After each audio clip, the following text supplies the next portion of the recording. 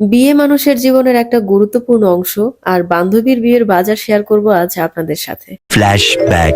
আসসালামু আলাইকুম এভরিওয়ান, আশা করতেছি সবাই খুব ভালো আছেন। আমিও মোটামুটি ভালো আছি। আমার তো পুরোপুরি ভালো থাকার কথা, কিন্তু শরীরটা একটু খারাপ, তাই মোটামুটি ভালো আছি। লাস্ট ভিডিওতে তো আমি আপনাদের সাথে শেয়ার করছিলাম যে আমার বান্ধবীর জীবনের স্পেশাল আয়োজনে অ্যাটেন্ড করার জন্য আমি সাভার যাইতেছি। তো সেখানে যাওয়ার পর আমরা আর দেরি করলাম না, জাস্ট রুমে গিয়ে একটু বসেই দেন আবার বের হয়ে গেলাম বিয়ের বাজারের জন্য। বিয়ে ব্যাপারটা যতটা আনন্দের ঠিক ততটাই কিন্তু পেইনফুল, কারণ এত এত কিছু অ্যারেঞ্জ করতে হয়। যতই ঘরোয়া বিয়ে হোক না কেন, ঝক্কি ঝামেলা এগুলো পোহানোই লাগে। তো ভিডিওতে তো দেখতেই পারলেন আমরা এখানে সবাই মিলে অটো নিলাম, তারপরে সবাই হা হা হি হি করতে করতে মজা করতে করতে একসাথে যাইতেছিলাম। তো বহুদিন পর আমি আসলে সাভারের ওইদিকে গেলাম। অনেক দিন থেকে আমার ওইদিকে যাওয়াই হয় না, প্রবাবলি 1-1.5 বছর আগে আমি ওইদিকে গেছিলাম। তো সব মিলাই একদমই এক্সাইটমেন্ট ছিল, সব মিলে একদম খুবই হ্যাপিনেস ছিল নিজের মধ্যে, খুবই ভাল লাগতেছিল। আর এদিকে দেখেন আমরা চলে আসলাম সাভার সেনা কমপ্লেক্সে। এসেই প্রথমে ঢুকলাম আমরা শাড়ির দোকানে। বিয়েতে কিন্তু শাড়ি একটা খুব গুরুত্বপূর্ণ জিনিস, তাই না?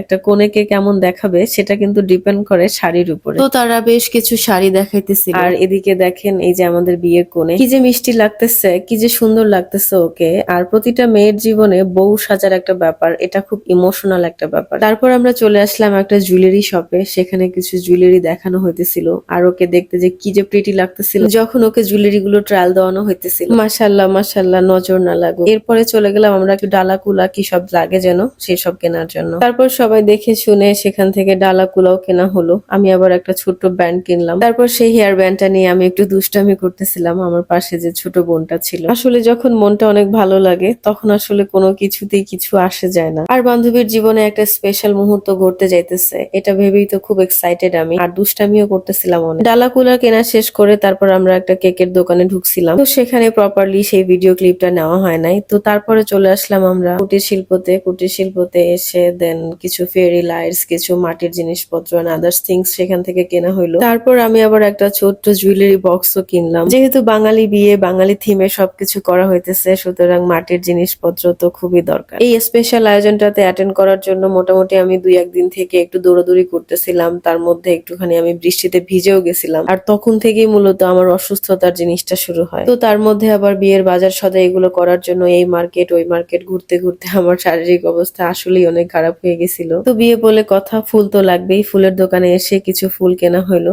তারপরে আমরা চলে যাইতেছিলাম বাসার উদ্দেশ্যে। নেক্সট ব্লগে শেয়ার করব বাকি অংশটা। আজকের মতো বিদায় নিতেছি। ভালো থাকবেন সবাই, বাই।